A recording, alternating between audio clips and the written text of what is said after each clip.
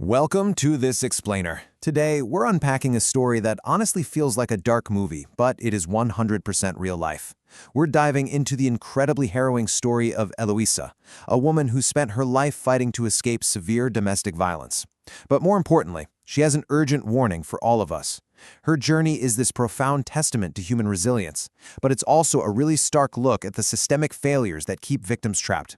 Let's break down exactly how she survived. To really wrap our heads around Elois' survival instincts, we've got to go right back to the start. Imagine growing up in a house completely overshadowed by an alcoholic father, and while he didn't hit her, his rage was just terrifying. At one point, he literally chased her mother down the street firing a gun. Elois remembers being a small child dealing with hyperactivity and epilepsy, just helplessly watching this tragedy play out. She says she didn't have a conscience of anything. She was basically just a passenger in her own chaotic childhood. Talk about a stolen childhood. It all happens so fast. By age 10, she's essentially acting as a third parent, taking care of infant twins so her mom could go work. By 14, she's formally employed in a sewing factory. She completely missed out on being a teenager. So, by the time she turns 20, she's feeling this immense pressure to just settle down. Without having a clue what love or dating actually meant, she marries an older man. And it wasn't for love, you know? It was purely a desperate attempt to escape the chaos of her past and finally find a place of her own. Part 1. The First Nightmare. So she's promised this great escape, right? A fresh start. But the reality? Oh man, it was a total nightmare. Instead of a sanctuary, she ends up in this remote, impoverished area. She's completely isolated in a house with a literal dirt floor and a roof made out of mud and straw. She had absolutely nothing. Just a wooden bed sitting right in the middle of the kitchen. And the husband who was supposed to provide stability, he just spent all his time drinking and chasing other women, leaving her completely alone in the dark. The tension in that house finally blows up when her own sister-in-law drops an absolute bombshell. Elois had suspected something was off for a while, but the sister-in-law flat out refused to tell her the truth unless Elois promised to leave her brother. She basically warned Elois that he was worth absolutely nothing. And that was the moment that exposed a sickening betrayal happening right under her nose. The betrayal it's unimaginable. Her husband had been bringing his cousin and another woman into Elois's own home, sleeping 4 people deep in her own bed, on her own blanket. When Elois finally confronted him about it, things went from deception to brutal, life-threatening physical violence in an instant. He relentlessly punched her and repeatedly slammed her head into the floor until she literally saw stars. And honestly, this next part is what makes my blood boil. Elois manages to break away, and she begs a passing ambulance driver for help. And his response? It's a couple's fight. He completely dismissed the severe, bloody assault as just a simple domestic dispute and refused to do a thing.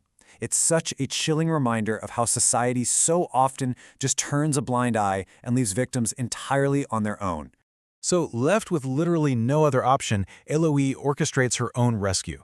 She plunges into this blind flight through the night, she snatches her 6-month-old baby back from her mother-in-law, and with nothing but the clothes on her back, she walks out into the pitch-black countryside. She's navigating just by dodging the sounds of cows in the dark. She finally finds a farm to hide in overnight and escapes the next morning at 5 a.m. in the back of a milk truck. The sheer courage that took for a young mom is just astounding. Part 2. A False Hope. After getting some help from a remarkably kind stranger named Isabel, Eloise heads back to the city and eventually meets her second husband. And for a second, things actually look up. They move to a small town. Eloise becomes the main breadwinner, working as a seamstress, while this new guy stays home and watches the kids.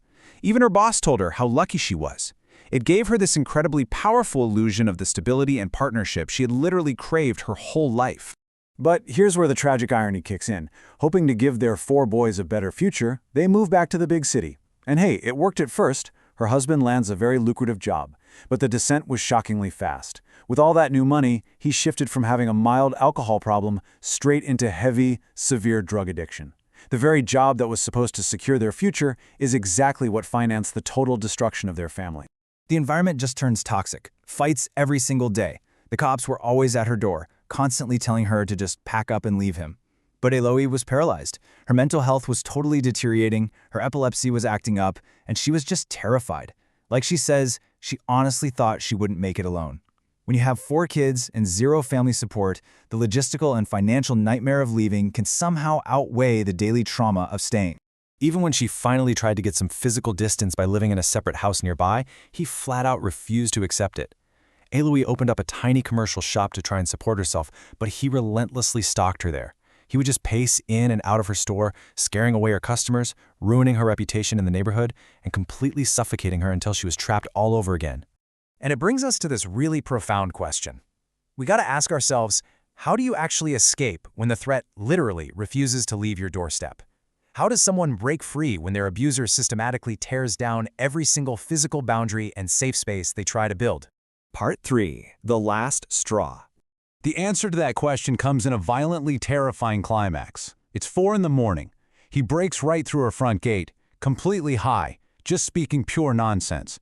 As she walks up to see what's going on, he grabs this massive piece of wood and delivers 3 brutal blows directly to her head. And you want to know the absolute worst part? He did it right in front of her adult son. But this time, Elois' survival instincts just kick into total overdrive. Refusing to let him get away with it again, she chases him bleeding down the stairs and right into the street.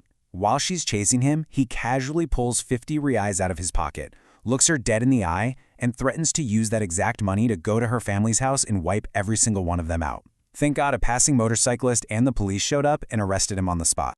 Now you'd think this is where she finally gets peace, right? No way. The system fails her entirely. He only gets 6 months in jail.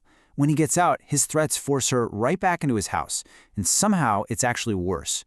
2 of her adult sons had also fallen into drug addiction by this point, so for a whole year, Elois, a woman who never touched drugs, was living in an absolute hellscape, completely surrounded by 3 heavily addicted men. The real wake-up call actually came from an unexpected place. One day, her husband overdoses and passes out right on the street. While Elois is frantically trying to call an ambulance, her brother-in-law looks at her and delivers this brutally honest truth. As long as you keep bringing food into that house, every cent they have is going straight to drugs. Without realizing it, she was enabling the very cycle that was destroying her life. That right there was the final break, the absolute turning point. She finally snapped out of it. For years, he had threatened to sell their shared house to manipulate her. Well, this time, she said fine, let him sell it. She realized her life was worth so much more than property. She packed her bags, walked away from the whole financial battle, and moved to a highly secure neighborhood where most of the neighbors were cops. She finally put her physical safety above everything else. Part 4. The First Sign. Decades of jumping from one abusive situation to another, it takes a toll. Today, Elois is finally safe, but she is forever changed. Her life now is this mix of beautiful triumphs and deep, invisible scars. The triumphs are huge. Through her church, her kids are completely free from addiction, and she found a loving partner who actually respects her. But the scars? They are real. The lifelong trauma on her nervous system means she requires psychiatric care, suffers from severe memory loss, and lives with this lingering paranoia. She's constantly mapping out escape routes in her head, terrified the violence will just suddenly return. You know, Elois didn't share this deeply personal, painful story to get pity. Absolutely not. She shared it as a screaming, urgent warning to any woman watching this right now. Her message is devastatingly simple. At the first sign, separate. Don't stay. She knows firsthand exactly how one single red flag can snowball into a lifetime of stolen potential, and she desperately wants us to learn from her lost years. As we wrap up this incredible explainer on survival, the lingering question isn't just about Elois' past, it's about our future. Elois survived a literal lifetime of violence just to deliver this warning to us. So the question is, as a society and as individuals, will we finally learn to recognize and actually act upon that very first sign? Thank you so much for joining me today. Stay safe out there and stay aware.